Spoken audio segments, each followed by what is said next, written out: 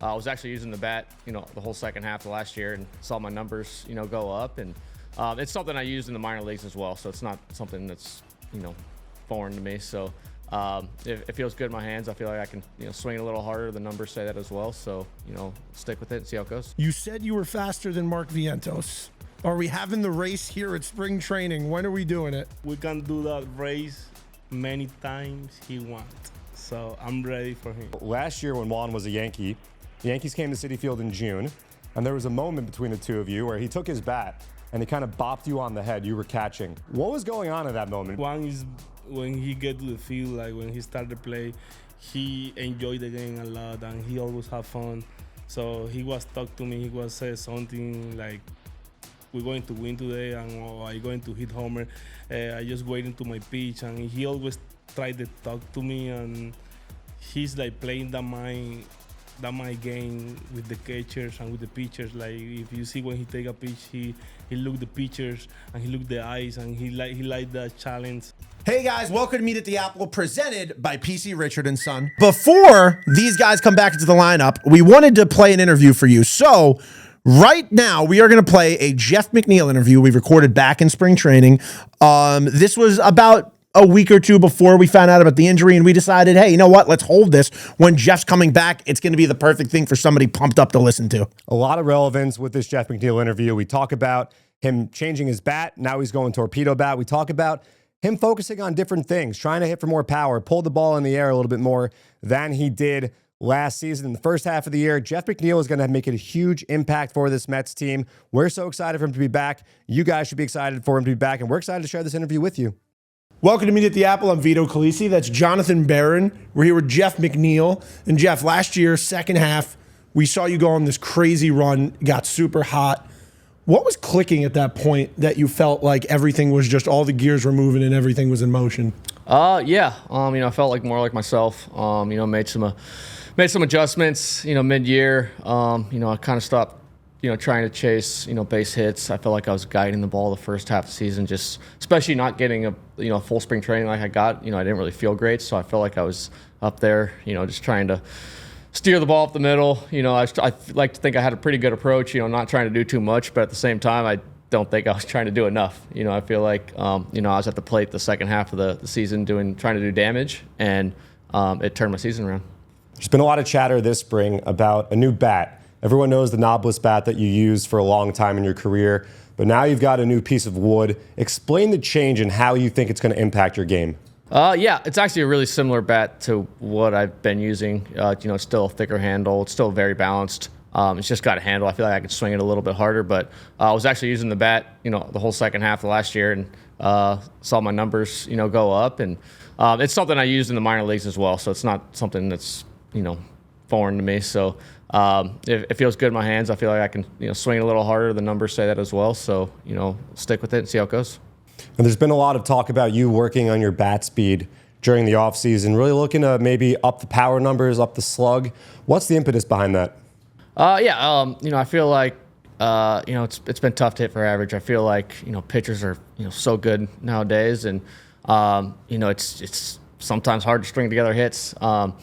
So, I saw at the end of last year, with those power numbers, my OPS jumped up, everything kind of jumped up. My average went up too. So, just being a little bit more aggressive, trying to drive the ball and, do a little bit of damage. We got, great, table setters at the top of the lineup too. I'm not sure where I'll hit this year, but, I'd have a little bit of, power at the bottom of the lineup, it could help. And you've been a guy who's always been a great hitter, especially at all fields. And in 2023, MLB changed the rules right after you won the batting title. Do you feel like that impacted you, particularly as a guy who, was able to spray the ball over and teams weren't able to shift anymore? Maybe a little bit. It took away that free single that, teams kind of gave to you some days. I actually didn't like when they shifted me because I felt like, I could get that single, but it also changes your approach to where, you can't do damage. I feel like you can't pull the ball. So, I felt like in 2022, when I tried to beat the shift, it was so they wouldn't shift me anymore. So, I like hitting without the shift. I feel like there's more holes out there. You can pull the ball. And, I think those power numbers go up when, you're able to pull the ball. So, I feel like in 22, I was just trying to beat the shift so they didn't shift me. And I feel like my numbers were, pretty comparable shift versus no shift as well. So, I do enjoy hitting without the shift. So bat speed's one thing, hitting for power is one thing, but I think one thing that you did last year, you changed your game. We saw the birth of Happy Jeff. Everybody on Twitter was loving Happy Jeff. When did you take notice of people coming up with that name in Twitter being like, oh, we have a new era? Yeah, I think, it just starts with, the guys in the locker room. They're super supportive. And, I had a, kind of a horrible first half. And it was tough for me. I'm a guy who, wants to do well, wants to succeed. And, I take things hard and just want to, be the best player I can be. So, when I started to turn it around, and you have the guys, all supporting you, they know I was having a tough time. So, I started to turn my season around, and guys were having fun with it, and this team made a great run, which is what's more important. I think the birth of Happy Jeff was the OMG sign moment that was on the cover. I think it was on the cover of like Newsday or something, but it was the turnaround that everything got gift where you just turned around and really smiled. I think that was that in Miami? Was that in Miami? I think it was in Miami. I Game? think I hit the 2 homers. Yeah. And I think that's, I think I started to hit a little bit before that, but I think that was, kind of the moment. And, the second half was a lot of fun. So a lot to be happy about this offseason, but one thing I know you're happy about, Pete Alonso comes back. We talked to Pete about this. It was really cool to see guys on the team, not just fans. We saw that we want Pete Chance an amazing day, but seeing you, Brandon Nimmo, Francisco Lindor, all saying publicly, we need this guy back. He's a huge part of this team. How happy are you to see Pete come back? And when he finally made that decision, what was that first conversation like? Yeah, we definitely need Pete back. He's been a huge part of this organization. He's been here, since he got drafted. So I know how much the Mets mean to him, and it's just fantastic. Love the guy. He's been my locker buddies basically since we've been in the big leagues. So I love having him around. He's a great team leader. Just great in the clubhouse, great player, and I want to see him break the home run record as well too. So we all do. So hopefully he can do that this year. I don't know how many he needs. 252 is the record. I think he needs 26 to tie and 27 to win. Vito did some math. There's a chance he does it on David Wright Day. How many do I need? Yeah. Jeff, we weren't prepared with that math when you came on here. I mean, if you hit 40 this year, then the conversation starts. No, we'll stick with 15 to 20. But yeah, no, I hope to see Pete do it, and just super happy he's back, and just great to have him here. You and Pete spent a little bit of time together recently. You guys attended TGL together, New York Golf Club, Steve Cohen's new golf team that he owns. You're a big golf guy. Everybody knows that. If you could have your ideal foursome with your teammates, what's that foursome looking like? Foursome's looking like I got to play with Pete. I got to play with Pete. Is he good? No, no way he's good. I've never seen him. He doesn't play. He doesn't play. But I think it's something he might want to get into. Post baseball. He's not doing it while he's playing baseball. Okay. But he's a big fishing guy, so he's not much of a golfer. I think I got to see like Juan Soto hit a golf ball. How far do you think he can go?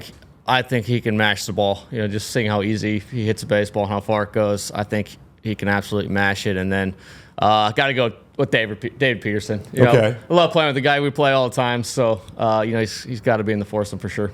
Now, is there a teammate who thinks he's good at golf, but's actually not good at golf whatsoever? I don't know if I could throw them under the bus like that, but hey, we don't have that many good golfers this year, though, no? So it's tough. Who was a guy that was a good golfer that's no longer here? Jason Vargas. Jason Vargas was a very good golfer. Okay. So that was pretty cool. When I first got called up, he was up, and I remember we just sat on the bench the whole time if I wasn't playing, talked about golf, and got to play some tournaments with him in the off season, and so yeah, he's a lot of fun to play with. Cespedes was a golfer, right?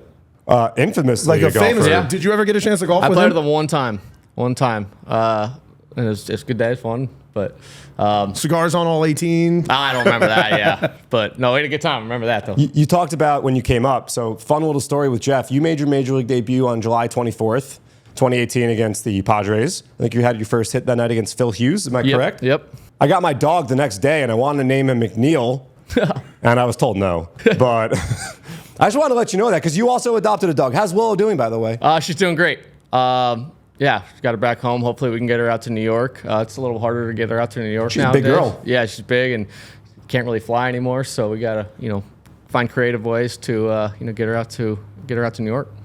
So we talked about TGL briefly, but just tell us, like, as somebody who, like yourself, everybody knows, avid golfer, what's your opinion? Like, do you like it? Do you think it's an interesting format? Is it something you would like to try out yourself? Yeah, I actually love the TGL. It's definitely made for TV, I think, watching it on TV. And I love when they just changed the rules with the hammer. I think it made it a lot more interesting. So I love the concept. It's pretty cool to see the guys, interacting. Being there yesterday was awesome. Steve Cohen was owning the New York team. So, got to go there and, cheer those guys on. I feel like it's the first time I've ever, kind of cheered against Tiger Woods. They're playing Tigers teams, so it was pretty cool to, see him play. And, he was, he's one of the reasons I played golf was Tigers. So got to go there. Actually got to meet him yesterday. For the first time, so that was pretty cool. Is that like a starstruck kind of moment for you? Yeah, that's a starstruck. I saw him at his restaurant, I think 4 years ago. I didn't go. I mean, I'm not going to go up to him and say what's up, but so yesterday was pretty cool for me, and yeah, I enjoyed that. Have you been to his other establishment, PopStroke? Well, yeah. So actually playing in the PopStroke Invitational on Thursday, which is that being held here? It's in West Palm. Oh, okay, I was going to say. Yeah, so it's in West Palm. It's a 2-man event. Do you have a caddy? Do you need one? No. So actually, fun fact or fun thing is this, when I play golf, I'm a horrible putter, absolutely horrible. So I use a long putter because I can't putt. So it's the one thing that helps me putt. And this tournament, a lot of guys, you're supposed to bring your own putter. And I texted my guy. I go, hey man, you got to send me a real putter. There's no way I can get myself to use a long putter on a mini golf course. So got a short putter coming. It'll be fun. I got a great partner as well. So we should have a good time. What was it, Zach Short you played mini golf with last year for social media with? Yeah, Zach Short. He's a great golfer as well. So, but my partner's going to be Adam Long this year. Played a little bit on the PGA Tour. I think he's won on the PGA Tour once, and he's playing some Corn Ferry now. So it should be a fun time with him, and hopefully can win some money there. Lots of good golf in Arizona. I want to ask you this real quick. Last year, end of the season, you were in a very unique situation. Your team is making a playoff push, and you went to rehab at the Arizona Fall League. What was that like, and how cool was it, unique was it, to be around a lot of young stars in the game? Yeah. I think I might have the longest appearance between Fall League games. I think it was like 9 or 10 years. I was in the Fall League in That's funny. 13 or 12. No, 15 and then, being back, I think it was 9 years. So it was cool to be back. Got to be back with, our prospects as well and, see them play. And you see all the great young talent. I think one of the games, I forgot who it was, but I think he hit 3 homers and they were all nukes. So really good players down there. It was a lot of fun. I actually got to see the challenge system as well. So what'd you think of it? I actually kind of loved it. There's some close pitches that, guys are challenging, and a lot of them were getting it right. I think you learn the strike zone, and it is cool just to have that one pitch that you think is off, and you're right, and you change the count, and changes the at bats. So I do like the challenge system. I'm not sure if we're going to do it here, but I know we'll be doing it in spring training a little bit. Not sure. But I enjoyed it. Thank you so much, Jeff. You can follow this podcast on Apple, Spotify, wherever you get your podcasts. I'm on Twitter at Vito F. Khaleesi. John is at JMB9191. And Jeff McNeil, you can see at Citi Field. Or PopStroke. Francisco Alvarez, he's coming back into the lineup versus the Nationals. We recorded an interview with him back at spring training about a week or two before he got injured. We said, just like the Jeff McNeil interview, hey, let's hold on to this. When he's coming back, I think it's going to be the perfect time to drop this. We saw Alvy at the spring training complex. He's working with this entire staff. The maturity we're seeing from Francisco Alvarez, the respect he has from his teammates really stood out to me. The way that he interacts with his teammates. We know El Troll's got a huge bat, 25 home runs a couple of years ago. He had the injury early in spring training. A very fast healer. We saw it last year. We see it now. His return, massive. The Mets lineup getting even deeper, even stronger with the return of Francisco Alvarez. And we had a really fun conversation with him. We talk about some interactions he had with Juan Soto last year. We talk about a whole heck of a lot. Don't want to spoil it. So enjoy this interview with Francisco Alvarez. Hey, welcome to Meet at the Apple. I'm Vito Khaleesi. That's Jonathan Barron. We're here with Francisco Alvarez. Francisco, we ask hard-hitting questions here. Last year, you said you were faster than Mark Vientos. Are we having the race here at spring training? When are we doing it? We can do that race many times he wants. So I'm ready for him. Well, that sounds like good content. This is year 3 for you in the major leagues. You're only 23 years old, but you're about to start your 3rd full season. And when you were a rookie, you got the chance to catch some Hall of Famers, future Hall of Famers, guys like Justin Verlander, Max Scherzer, Jacob deGrom. And I see you out there catching bullpens, and you're so vocal, and you're already such a general on the field. How much did the experience catching those guys when you first came into the league help you become the guy you are today? A lot. So I really think my first year teach me a lot because I have Max, I have Justin, and I have a couple more guys. They are better, and so I can learn from those guys. I was very focused on my first year to take a lot from those guys. So I think I did take a lot from those guys. What does it mean to you, and what do you think it says about you that you became their preferred catcher? You became the guy that they all wanted to throw to. I just try to be very honest with the pitchers. I don't want to be like fake or something like that. I just tell what I think. If they don't like it in the moment, so I can't stand up. But I just whatever I think in the moment, I going to tell to my pitchers. Like if it's not good, I going to say it's not good. So I think that one maybe is because they like it. Because in the moment they don't like it, but after when they see, like 2 days after, they was like, yes, you have reason for telling me that or something like that, whatever. Well, some would say that you're the best. And speaking of the best, you've got the famous tattoo right there that says the best. And I know a lot of Mets fans wonder about the tattoo. When did you get it, and what led to the decision to get the best tattoo? So I get that tattoo in 21 after the season. I just do it because I'm thinking I'm the best, and sometimes we forget we are the best. And when I look me in the mirror, I can remember me. I'm the best. All right, so we've been talking to every guy about this so far. We love hearing everybody's story on this. One of the biggest off seasons in Mets history. Team signs Juan Soto. Where were you? What was your reaction? So I was very happy. I feel very proud to be in this team because we want to win. A lot of teams they don't do it in the off season. Like our team they want to win. They really want to win, and I can see that. And it's what I want. I want when I don't play more baseball. I want everybody to remember me like a winner. Now, last year when Juan was a Yankee, the Yankees came to Citi Field in June, and there was a moment between the two of you where he took his bat and he kind of bopped you on the head. You were catching. What was going on at that moment? Because a lot of fans look back to that. A lot of fans at the time are like, oh, they're buddies. Maybe there's a chance. And then obviously Juan winds up signing here. But I never heard the backstory of that moment. So what was going on there? So Juan is, when he get to the field, like when he started to play, he enjoyed the game a lot and he always have fun. So he was talk to me. He was say something like, "We're going to win today," and I'm going to hit homer. I just waiting to my pitch, and he always tried to talk to me, and he's like playing that my game with the catchers and with the pitchers. Like if you see when he take a pitch, he look the pitchers and he look the eyes, and he like that challenge. So he just trying to with my mind. So, but it was a great moment. Now, what is it like being in this clubhouse of guys who all just have such great energy, and you are somebody who we all see, like you're one of the lifebloods of this team of just positivity, and you're always there just cheering people up, walking around, having a good time. How important is it for you to contribute to the vibes? So I think the vibes, we need always to feel a good vibes, because if you don't feel a good vibes, you don't want to stay in that spot. You know, where you don't feel a good vibes, you don't want to stay there. So I think it's very important to our team, to everybody want to come to the clubhouse. Everybody want to play with the Mets. You know, like even the guys, they come here just for 1 year. I want those guys, they want to come back. You know, like I think it's very important. For me, it's the more important the vibe we create in our clubhouse. You were working hard in the off season. You look at your Instagram. There's a lot of footage of you working out.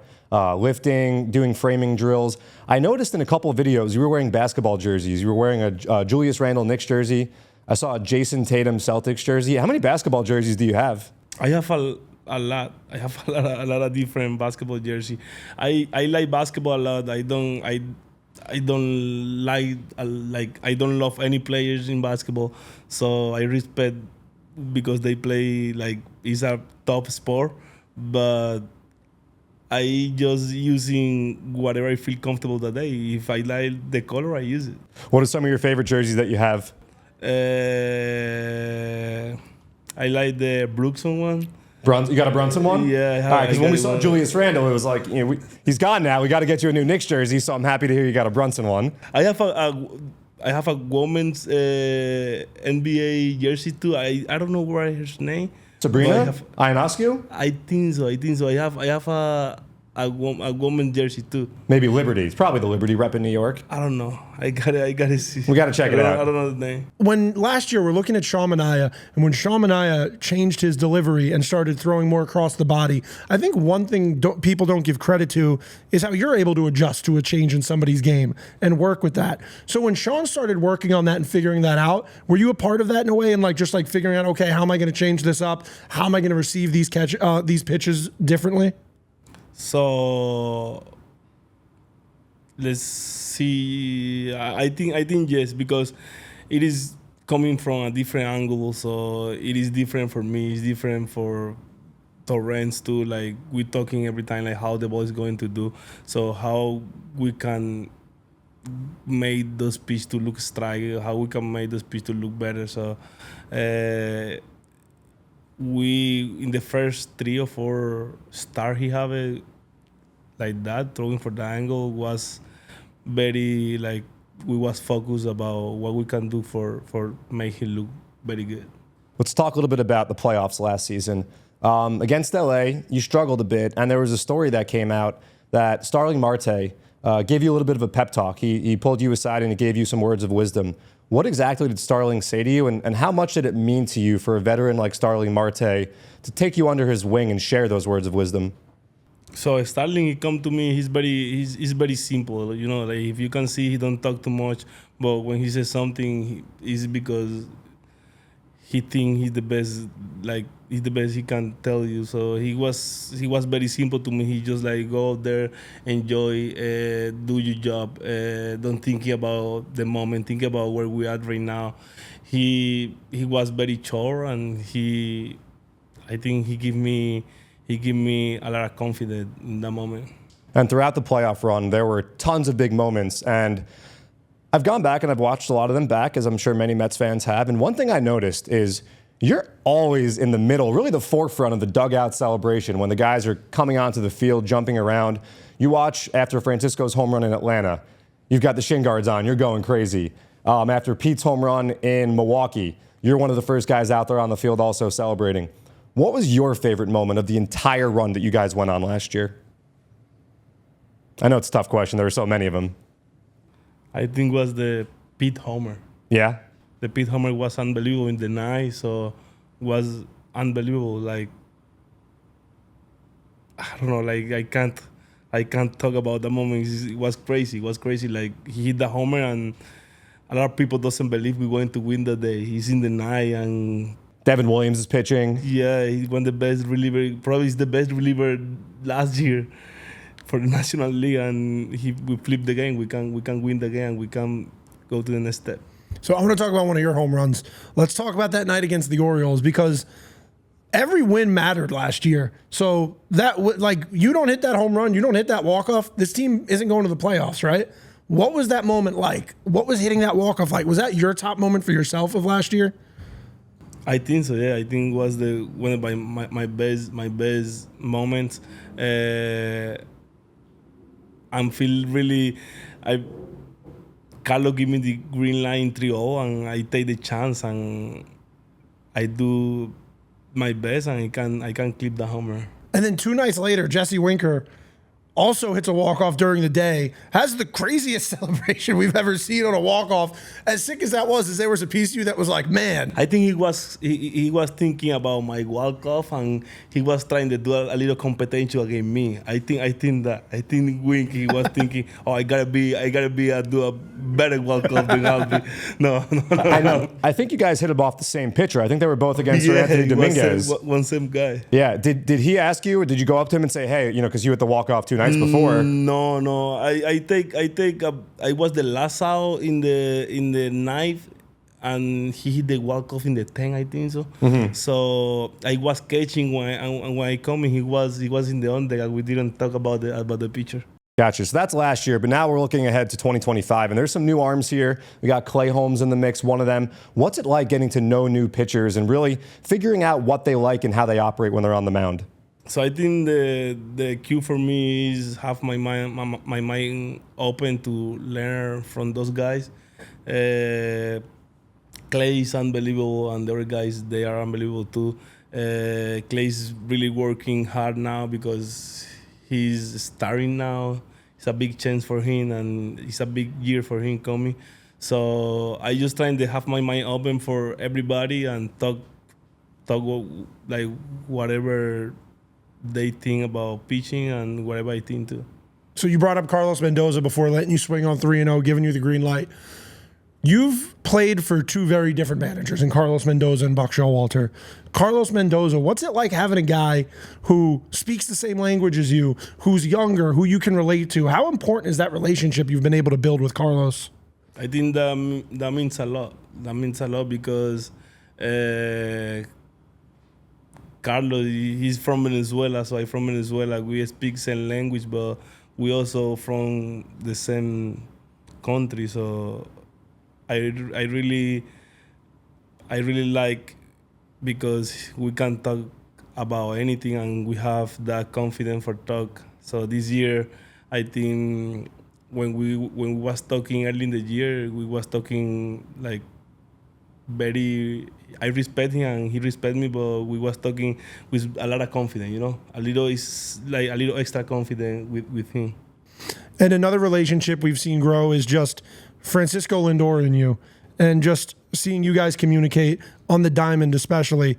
What's it like to have a general on the field like him who really takes control and is always keeping an eye on everything and always, no matter how tough a game gets, always is keeping on the best face, is always staying committed?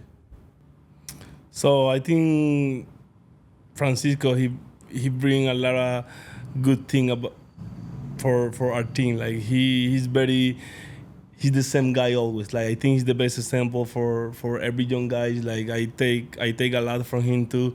I saw how he can be the same guy every day, and I really like that. Like that one is awesome. I think so. Francisco is a girl dad, and back in December, you and your girlfriend shared the news that you have a baby on the way. How excited are you to become a dad yourself? I'm very excited. So in my family, we are just men, and now we're going to have a little girl, and it's awesome. That's amazing. And that little girl, when she grows up, she's going to be eating dad's lasagna. Can you talk about, we keep hearing about the Francisco Alvarez lasagna. You don't need to share the recipe if you don't want, but tell us about this lasagna. So I'm the best. I made the best. We know. So it says it right there. If you want, I can make one for you too. Dude. I mean, we got I think 5-6 more days here, but let's make it happen. We'll get you an apron that says the best. How about that? Did you hear Frankie Montes say what he said about you at Amazing Day? What is it? He said he's a better cook than you. He said that? He said that. No way. Did he say that? He did. I was about to say that. He's not even close. He doesn't know how to cook. He actually said, he went a step further and he said he thinks it's your girl who's cooking and not you. Come on. It's not good. I can't see him cooking anything. He swears. Do you make other things other than lasagna? I know the lasagna. Sure, I do. Okay, what else? What else do you like to make? I make whatever you want. Ribs. Yeah. Yeah? Yeah, I make sushi. Sushi, I make it. Whatever. You make it. Whatever. You can make sushi. I make it. You can make. I don't believe you can make sushi, Francisco. If you believe me, I believe me. Hey, that's why you're the best. All right, Francisco, thank you so much for joining us. You can follow this podcast on Apple or Spotify. I'm on Twitter at Vito F. Khaleesi. John is at JMB9191. Francisco, thank you so much. Thank you. All right, thanks for listening to that interview with Francisco Alvarez. I'm Vito Calisi. That's Jonathan Barron. And this has been Meet at the Apple presented by PC Richard & Son. And before we go, just a quick reminder to head to your local PC Richard & Son, where you can find the lowest prices. And best of all, Vito, they're local, they're family owned, and they've got the best and most knowledgeable salespeople anywhere in the tri-state area. You know, you want to get a good night's sleep? Go to a place where you could get a mattress from a person you could trust. And then what are you doing when you're laying on that comfy little mattress? What are you doing? You know what you're doing? You're sitting down that mattress, you're laying down, and you're watching your beautiful TV as you drift off into dreamland. Maybe it's a Mets game. Oh, what's that to your side? You're being woken up by your beautiful alarm radio? And the best part, Vito? What? Since 1903. These guys have been at it forever and ever. You can't go wrong. PC Richard, the only place to go. So thanks for listening to Meet at the Apple presented by PC Richard & Son.